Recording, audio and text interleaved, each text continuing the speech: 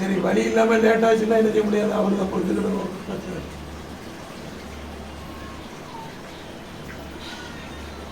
விபூதி அபிஷேகம்.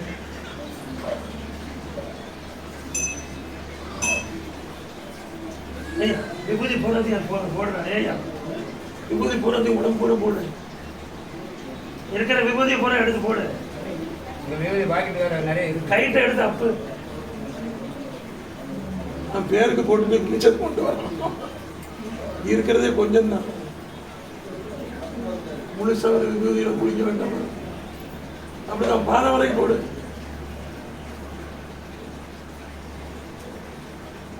ரெண்டு கைட்டே எடுத்து போடியா.